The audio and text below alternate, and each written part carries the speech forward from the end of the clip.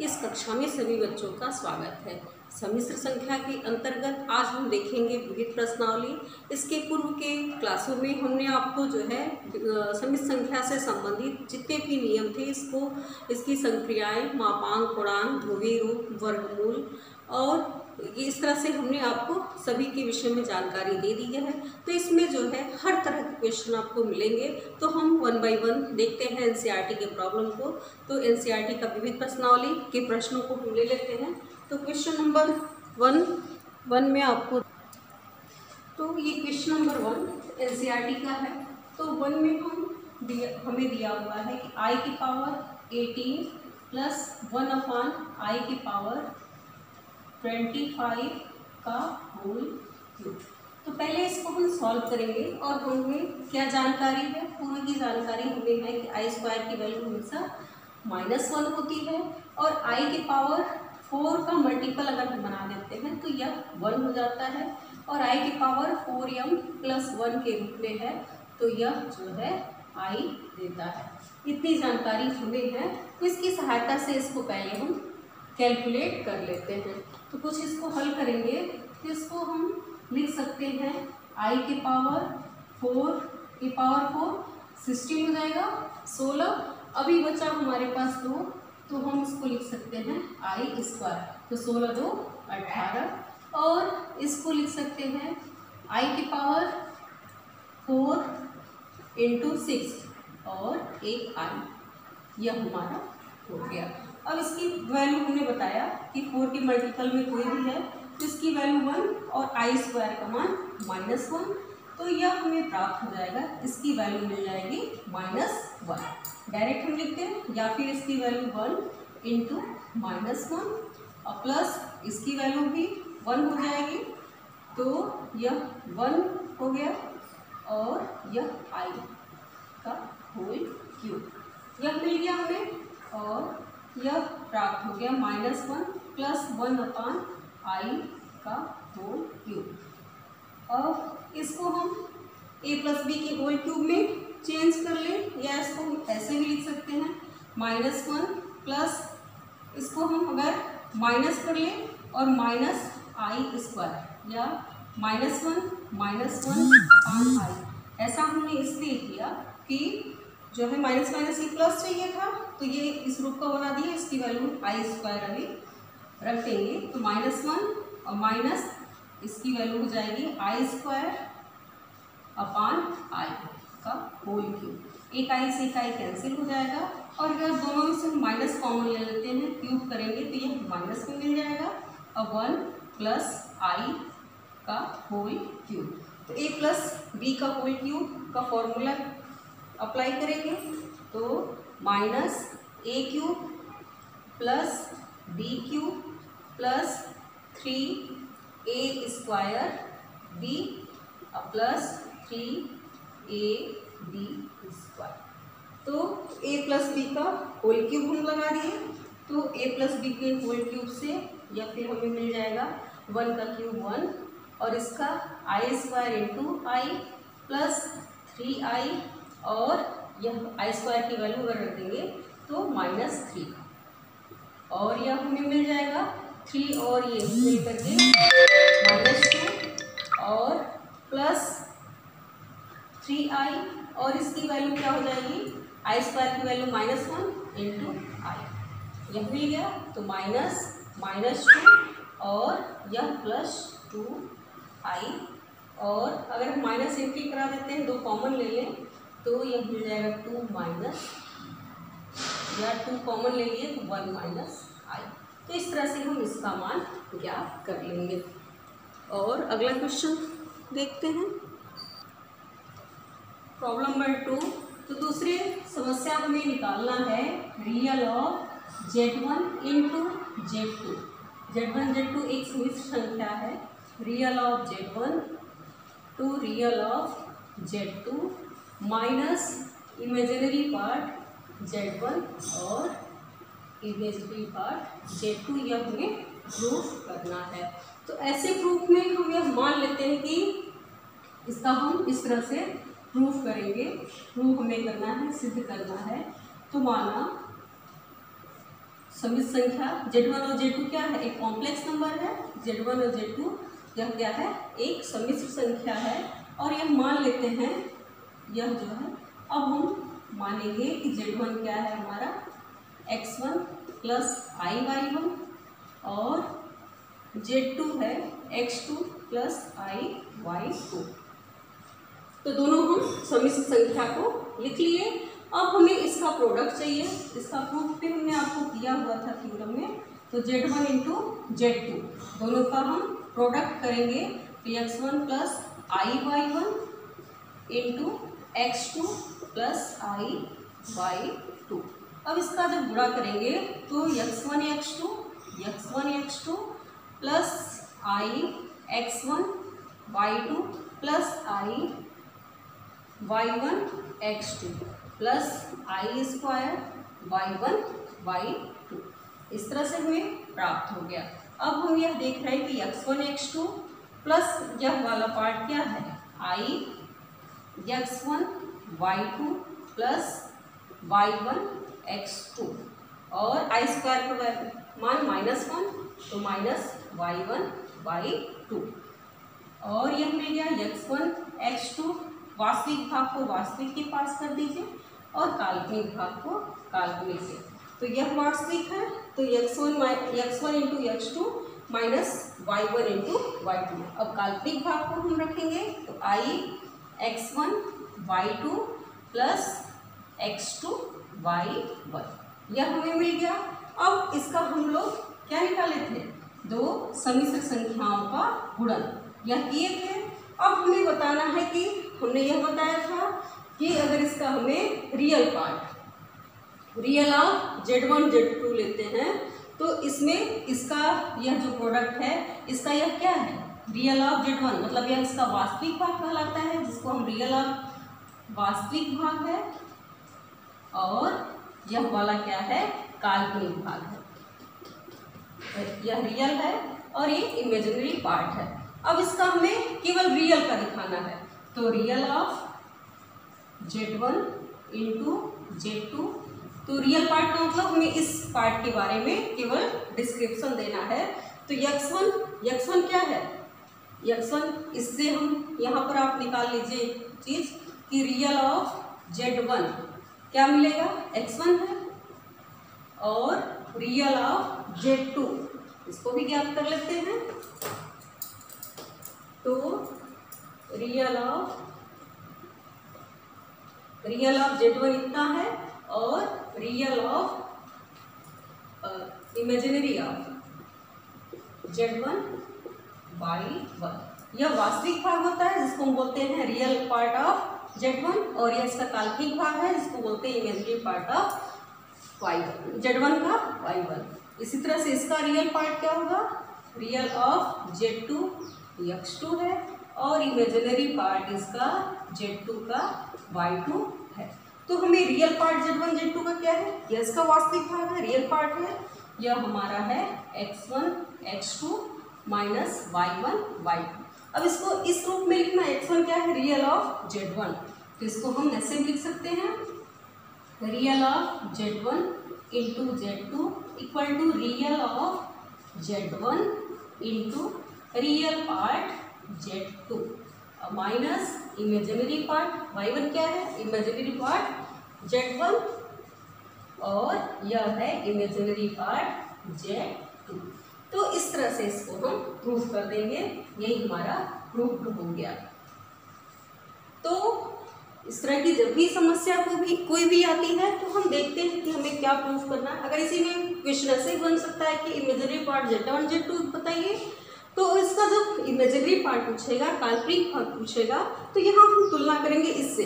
तो यह इसका इमेजिनरी पार्ट यह हो जाएगा, क्या होगा, रियल ऑफ Z1 और y2 imaginary part of Z2 और फिर रियल पार्ट ऑफ Z2 और इमेजिनरी पार्ट ऑफ Z1। तो इसका यह काल्पनिक भाग के लिए पूछ सकता है, इमेजिनरी पार्ट भी पूछ सकता है और वास्तविक भाग भी पूछ सकता है। क्वेश्चन के हिसाब से हम इसको सॉल्व कर लेंगे। अब अगला क्वेश्चन हमारा तीसरा है। तीसरा इसके मानक रूप में चेंज करना है। तो मानक रूप का मतलब आप समझते ही हैं कि कोई भी सभी संख्या का मानक रूप क्या होता है, ए प्लस आई बी। तो यह जो दिया हुआ है इसको ए प्लस आई बी के रूप में बदलना ही मानक रूप कहलाता है। तो इसको हमें मानक रूप में चेंज करना है। क्वेश्चन नंबर 3 में आपको दिया हुआ है 1/1 माइनस 4i माइनस 2/1 प्लस आई, यह मिल गया। और दूसरा है 3 माइनस 4i अपॉन 5 प्लस आई, यह हमें प्राप्त। अब इसको हम कैलकुलेट करेंगे और a प्लस आई बी के रूप में बदलेंगे। यही जो है किसी भी सम्मिश्र संख्या का मानक रूप होता है। तो इसको हमें a प्लस आई बी में बदलना है। तो इसको हम जैसे जनरल प्रश्नों को सॉल्व करते हैं कि इसका हम एलसीएम लेंगे तो 1 माइनस 4i और 1 प्लस आई मिलेगा। एलसीएम लेंगे तो 1 प्लस आई और -2 1 माइनस 4i, यह प्राप्त हो गया। और यह हम जैसे है वैसे ही रहने देते हैं। अब इसको और सॉल्व करते हैं तो 1 प्लस आई -2 प्लस 8i अपान इसका मल्टीप्लाई करेंगे तो 1 प्लस आई माइनस 4i और माइनस 4i स्क्वायर, यह मिल जाएगा। और यह हमें मालूम है 3 माइनस 4i अपान 5 प्लस आई, यह जो है। अब इसको हम कैलकुलेट करते हैं तो यह मिल गया हमें -1 और प्लस 9i अपान यह हो जाएगा तो 1 प्लस 4, एक बार दिखा देते हैं, 1 माइनस 3i और प्लस 4, यह मिल गया। और 3 माइनस 4i अपान 5 प्लस आई, और यह हमें मिला -1 प्लस 9i अपान 5 माइनस 3i, यह मिल गया। और इधर हमें मालूम है 3 माइनस 4i अपान 5 प्लस आई। अब इन दोनों का हम गुणा करेंगे, इसका हम गुणा करेंगे तो हमें प्राप्त हो जाएगा, इसका मतलब कि इसका हम इसमें करेंगे -1 प्लस 9i, डायरेक्ट मल्टीप्लाई करते हैं तो -1 का 3 में करेंगे तो -3 प्लस 4i और इसका इसमें करेंगे तो 9 या 27i माइनस 36i स्क्वायर, यह हमें प्राप्त हो जाएगा। इसके पश्चात नीचे 25 प्लस 5i माइनस 15i और माइनस 3i स्क्वायर, यह हमें मिल गया। अब इसको आगे हम कैलकुलेट करते जाएंगे और हमें वास्तविक और काल्पनिक भाग को अलग करना है। तो अंश में आपका है -3 प्लस 31i और माइनस प्लस 36 अपान यह मिल जाएगा आपके पास 25 और -10i और प्लस 3। यहाँ हम लिख देंगे i² = -1। तो i² की जगह -1 रखेंगे तो ये +3 मिल जाएगा और यहाँ पे +36, इसको हमने जोड़ दिया है तो +31 और यहाँ पर आपका -10i मिल गया। अब देख रहे हैं 36 यह मिलके 33 प्लस 31i अपान यह हो जाएगा 28 माइनस 10i, यह मिल जाएगा। अब इसमें अगर हम कुछ कॉमन लेते हैं तो हमारा जो संयुग्मी से गुणा करना है, क्योंकि इसको a प्लस आई बी में बदलना है, तो अगर हम 2 कॉमन ले लेते हैं तो यह मिल जाएगा 14 माइनस 5i, यह मिल जाएगा। अब इसके संयुग्मी से 14 प्लस 5i से अंश और हर में हम गुणा कर लेते हैं। तो जब अंश और हर में इसका गुणा करेंगे तो हमें यह प्राप्त हो जाएगा 1/2 और अंश में अब कैलकुलेशन थोड़ा लंबा हो गया, आप इसको मल्टीप्लाई करिए 33 × 14 और जगह लिया जाए तो 1/2 33 गुणित 14 और प्लस 33 गुणित 5i प्लस 31 इंटू 14i और यह मिल जाएगा प्लस 155i स्क्वायर अपॉन एक ब्रैकेट में प्लस बी एक ब्रैकेट में a माइनस बी, तो 14 का स्क्वायर और plus 25 a square minus b square होता है, तो आई स्क्वायर का यह प्लस में हमें मिल जाएगा। तो ऐसे कर सकते हैं प्लस 5 का स्क्वायर, यह लिखने का तरीका सही है। फिर 1/2 इसका कैलकुलेशन करेंगे तो 14 तियाँ 42 के 2 हासिल 4 14 तियाँ 42 42 4 46 यह मिल जाएगा और यह 5 से 15 5 हासिल 5 से 15 1 16 आई मिल जाएगा प्लस 14 एकम 14 के 4 हासिल 14 14 तियाँ 42 से 43 यह मिल जाएगा माइनस 155 अपान 196 प्लस 25 और इस तरह से इसको हम कैलकुलेट करते जाएंगे तो 462 में से 155 जाएगा तो 12 में से 5 गया 7 5 में से 5 गया 0 और 4 में से 1 गया 1 307 यह मिल जाएगा और प्लस यह दोनों जो है 5 4 9 6 3 9 और 4 1 5 यह आपका यह हो जाएगा अपान 1 हासिल 1 12 के 2 हासिल 1 1 2। तो इस तरह से ये हमें मिल गया। अब इसका हम 2 गुना कर देंगे तो 307 बटे 4 4 2 प्लस आई 599 बटे 4 4 2, तो यह a हो गया और प्लस आई बी, तो यह जो है a प्लस आई बी के फॉर्म में है, तो इसका मानक रूप यही होगा 307 बटे 442 प्लस आई 599 बटे 442। तो कहने का मतलब है कि अगर कोई भी इस तरह से प्रॉब्लम देता है और उसको मानक रूप में चेंज करना है तो हमें यह दिमाग में बना लेना है कि इसको जो भी सम्मिश्र संख्या का प्रश्न दिया हुआ है उसको हम इतना सरल करेंगे कि वह जो a प्लस आई बी के रूप में बदल जाए, तो यह हम इसका मानक रूप बदल लेंगे। इसमें हमने सारे प्रोसेस वही लगाए हैं, बोडोमास के हिसाब से ही इसको हम सॉल्व करेंगे। तो इसमें हम सम्मिश्र संख्या का योग गुणा घटाना और भाग सभी नियमों का यूज करते हुए इसको हम सॉल्व करेंगे। अगला क्वेश्चन हम एनसीईआरटी का देखते हैं, क्वेश्चन नंबर 4। तो ये सब क्वेश्चन इंपॉर्टेंट क्वेश्चन चल रहे हैं, तो ये अगला क्वेश्चन है एनसीईआरटी का, क्वेश्चन नंबर 4। ये प्रश्न इंपॉर्टेंट सब चल रहे हैं। तो इसमें आपको दिया हुआ है x minus i y equal to under root a minus i d upon c minus i d, यह दिया हुआ है और हमें यह सिद्ध करना है। तो इसको हम इक्वेशन नंबर 1 बना देते हैं। अब इसमें इस तरह के प्रश्नों में हम इसके संयुग्मी का यूज करेंगे।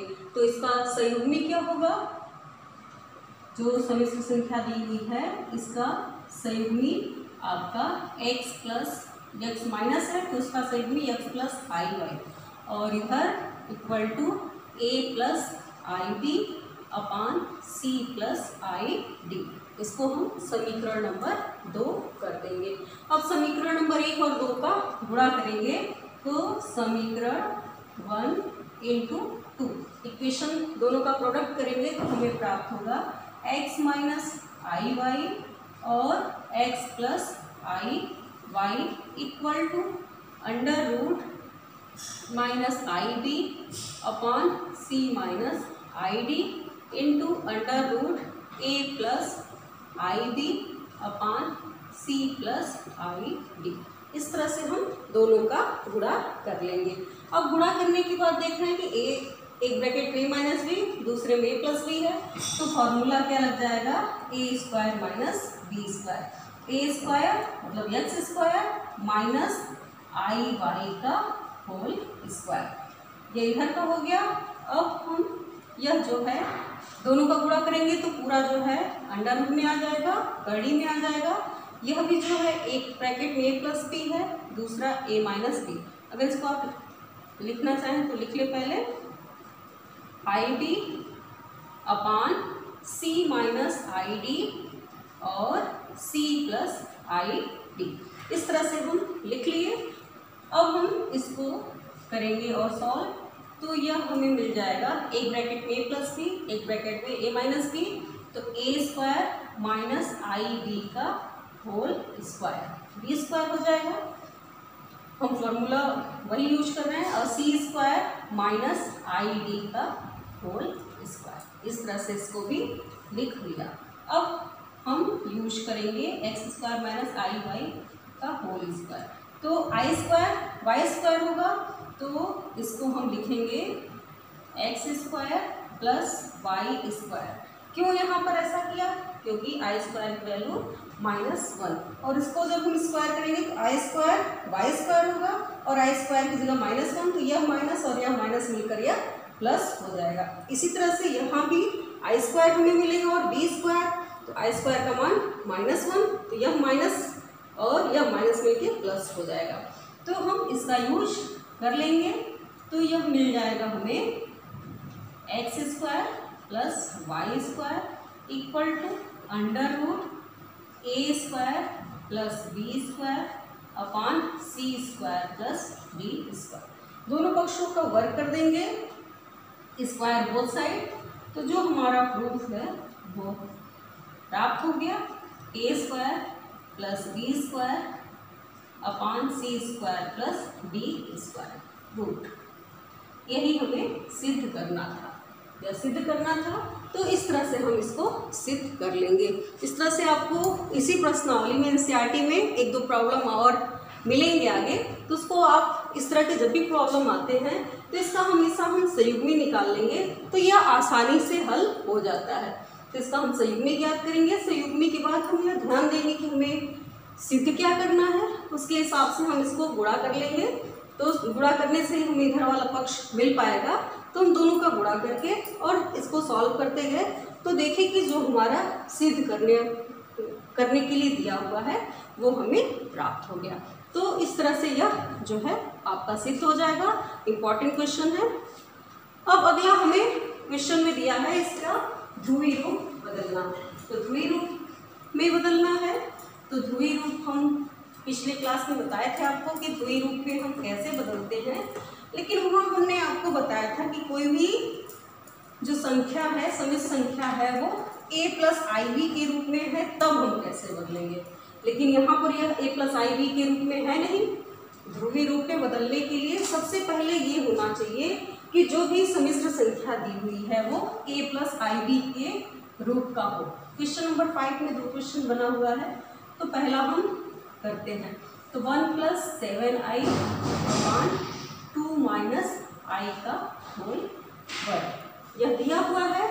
अब इसको पहले हम a प्लस आई बी के रूप में बदलेंगे, उसके पश्चात ही हम इसका ध्रुवीय रूप बदल पाएंगे। तो a प्लस आई बी के रूप में बदलने के लिए इसको हम हल करेंगे, तो 1 plus 7i upon a minus b का होल स्क्वायर, तो a square plus B square minus 2ab, तो 1 प्लस 7i अपान 4 माइनस 1 माइनस 4i, तो 1 प्लस 7i अपान 3 माइनस 4i। अभी हमारा a प्लस आई बी का रूप नहीं बदला। अब हम इसके अंश और हर में 3 प्लस 4i से गुणा करेंगे। डिवीजन ऑफ 2 कॉम्प्लेक्स नंबर, उसकी सहायता से इसको हम सॉल्व कर रहे हैं। तो यह अंश का जब गुणा करेंगे तो 3 प्लस 4i और plus 21i plus 28i square. गुणा कर दिया अंश वाला, 3 प्लस 4i प्लस 21i और प्लस 28i स्क्वायर। और इसमें क्या है, एक ब्रैकेट में a माइनस बी, दूसरे में a प्लस बी, तो a स्क्वायर और माइनस बी स्क्वायर वाला हम फॉर्मूला अप्लाई कर लेंगे।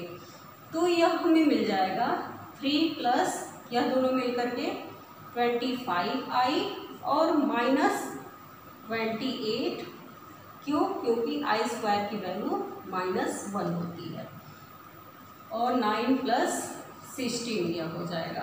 तो यह मिल गया आपको -25 + 25i अपान 25, 25 कॉमन लेके काट देंगे तो -1 + i।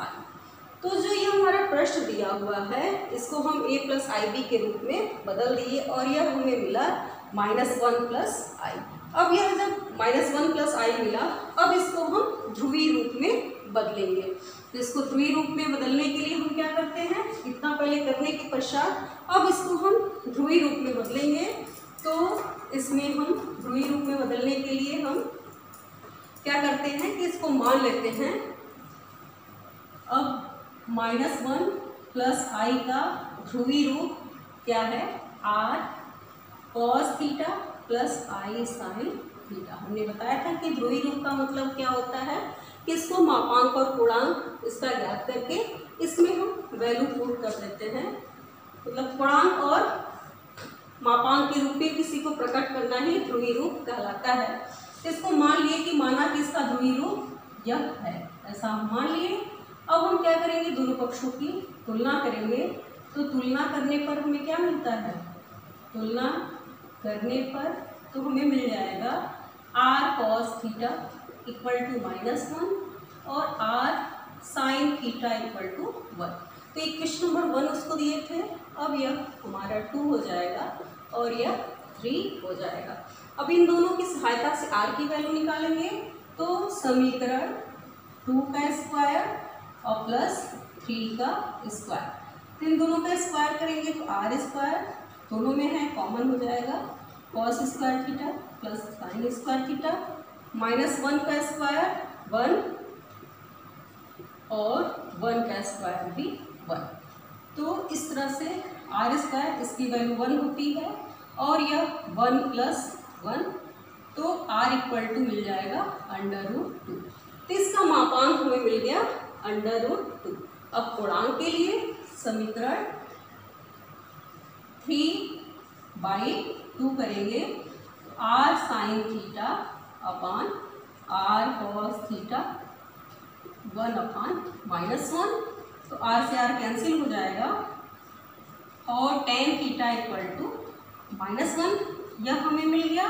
और यह tan थीटा, अब पूर्णांक को हमने बताया था आपको कि जब भी हम ज्ञात करेंगे तो उसके चतुर्थांश का हम ध्यान देंगे। तो चतुर्थांश का हम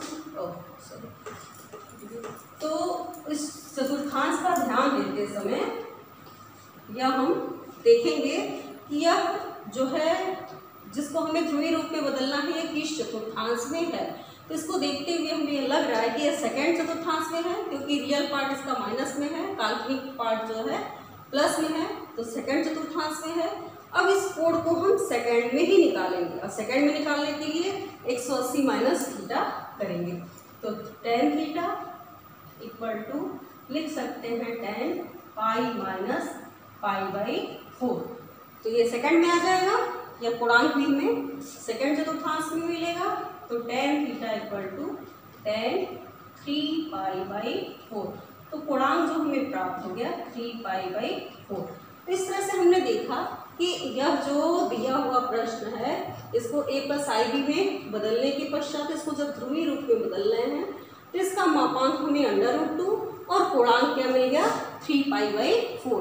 तो इसका ध्रुवीय रूप क्या हो जाएगा, -1 + i का ध्रुवीय रूप r √2 cos 3π/4 + i sin 3π/4।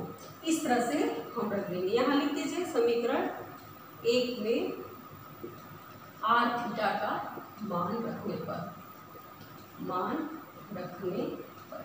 तो इस तरह से हमने देखा कि आपका जितना भी जटिलतम रूप का कोई भी प्रश्न दिया हुआ है और वो सम्मिश्र संख्या का है तो उसको सर्वप्रथम इतना कैलकुलेट करेंगे कि वह a + ib का रूप ले ले। जैसे अभी हमने दिखाया, तो इस प्रश्न का a + ib के रूप में इसको हमने बदल दिया।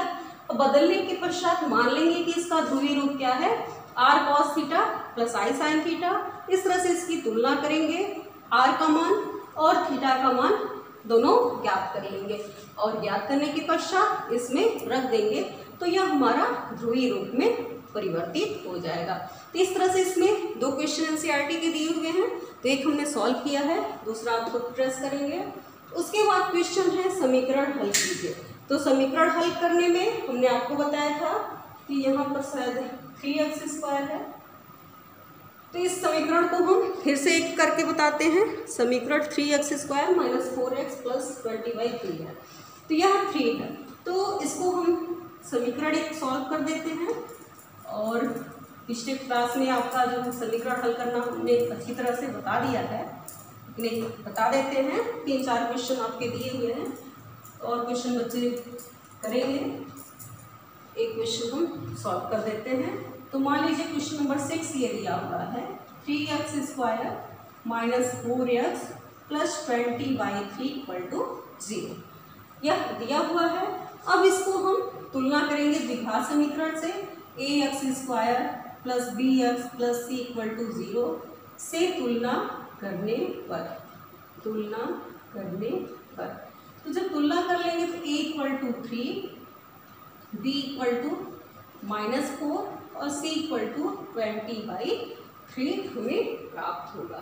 अब इस द्विघात समीकरण का हल, इसका हल हम जानते हैं श्रीधराचार्य के नियम से कि दो घात का समीकरण है तो इसके दो मूल होंगे, और वो मूल हम कैसे ज्ञात करते हैं, तो x बराबर -b + √b² - 4ac/2a।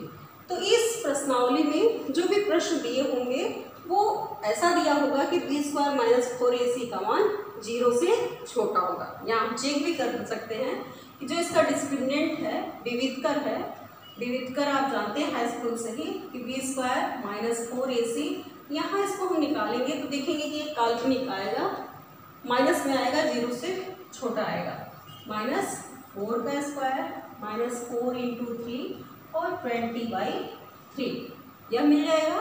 3 से 3 कैंसिल हो गया, 16 - 18 और यह मिल गया आपको कितना,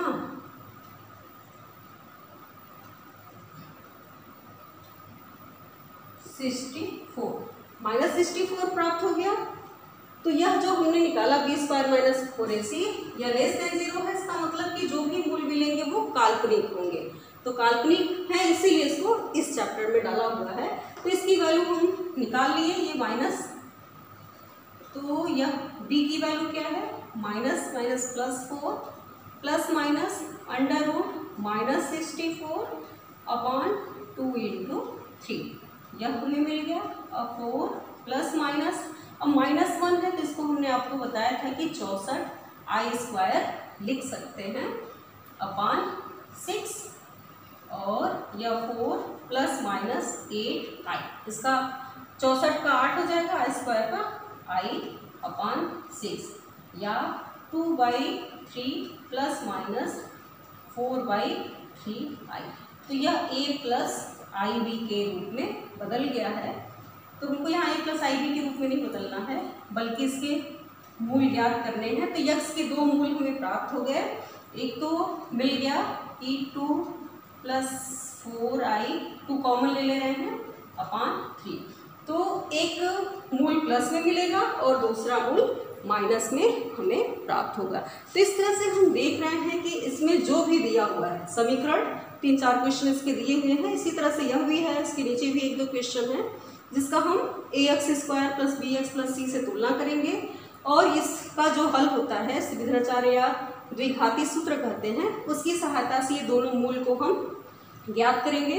क्यों इसी फॉर्मूले से ज्ञात कर रहे हैं, क्यों, क्योंकि यह जो है इसका हम गुणनखंड नहीं कर पाएंगे और इसके जो मूल होंगे वो काल्पनिक मिल रहे हैं। क्यों, यह जो है हमने निकाल करके आपको दिखाया कि इसके मूल क्या हैं, काल्पनिक हैं। तो यह जो है हम जो मूल निकालेंगे वह एक सम्मिश्र संख्या प्राप्त होगी। तो इस तरह से इसको हम सॉल्व करेंगे जो भी समीकरण दिए हुए हैं। अगला क्वेश्चन है हमारा, अगला क्वेश्चन है क्वेश्चन नंबर 10। तो 10 में आपको Z1 दिया हुआ है, यदि Z1 बराबर इतना और Z2 बराबर इतना है तो हमें जो है Z1 plus Z2 plus 1 upon Z1 minus Z2 plus I का मापांक ज्ञात करना है। इसका हमें मापांक निकालना है। तो पहले हम यह कर लेते हैं कि थोड़ा Z1 प्लस Z2 प्लस 1 को सॉल्व करते हैं। तो Z1 है हमारा 2 माइनस I और Z2 है 1 प्लस I और प्लस 1, और इसको हम और कैलकुलेट करेंगे तो 2 और 2 4 और I से I कैंसिल हो जाएगा। तो इसकी वैल्यू हमें क्या मिल जाएगी 4, एक लाइन में लिखो 4 मिल जाएगी। और नीचे वाला देख रहे हैं Z1 minus Z2 plus I, तो Z1 है 2 minus I plus 1 plus I और प्लस I, तो यह I से एक I कैंसिल हो गया, 3 प्लस I, यह हमें मिल जाएगा 3 प्लस I। अब यह मिल रहा है हमारा 3 प्लस I, कुछ छूटा नहीं है, यह जो है 2 माइनस I और प्लस 1 प्लस I और प्लस I, नहीं यह माइनस है तो यह माइनस है, तो Z1 है हमारा कितना 2 माइनस I और माइनस Z2 है 1 प्लस I और प्लस I, इसको कैलकुलेट करेंगे हम लोग तो 2 minus I minus 1 minus I plus I, plus minus भी कैंसिल हो जाएगा और 2 में से 1 गया 1 माइनस I, 1 माइनस I मिल गया। अब इन दोनों का हम भाग दे दें, Z1 plus Z2 plus 1 upon Z1 minus Z2 plus I, तो इसकी value I 4 upon 1 minus I। तो यह भाग के रूप में है, तो इसको हम a प्लस IB के रूप में बदलने के लिए 1 प्लस I से अंश और हर में गुणा कर लेंगे। तो ऊपर अंश में मिलेगा 4 प्लस 4I और हर में मिलेगा 1 का स्क्वायर, तो डायरेक्ट हम 1 प्लस 1 कर ले रहे हैं, या 1 का स्क्वायर माइनस I का स्क्वायर, तो 4 प्लस 4I अपान 1 प्लस 1 और यह मिल जाएगा तो 2 प्लस 2I, यह हमें मिल गया। अब इसका हमें मापांक चाहिए, तो इसका हम मापांक ज्ञात करेंगे। तो mod of Z1 plus Z2 plus 1 upon Z1 minus Z2 plus I, इसका मापांक, तो हम दोनों पक्षों का मापांक लेने पर 2 प्लस 2I, और हम मापांक निकालना आपको बताए हैं, तो मापांक का मतलब क्या हो जाएगा अंडरवुड 2 का स्क्वायर वास्तविक भाग का स्क्वायर प्लस काल्पनिक भाग का स्क्वायर, तो यह मिल जाएगा 2 का स्क्वायर 4 और 4 तो 8 और 2 अंडरवुड 2, तो इसका मापांक लेने पर इसका मान इस तरह से हमें प्राप्त होगा। तो इस तरह से आज हमने देखा कि विविध प्रश्नावली में जितने भी समित संख्या में आपको नियमों की जानकारी बताई गई, उस सभी के यूज से इन प्रश्नों को हम सॉल्व कर रहे हैं। तो कुछ प्रश्न सॉल्व हो चुके हैं, कुछ प्रश्नों को हम अगले वीडियो में देखेंगे। धन्यवाद।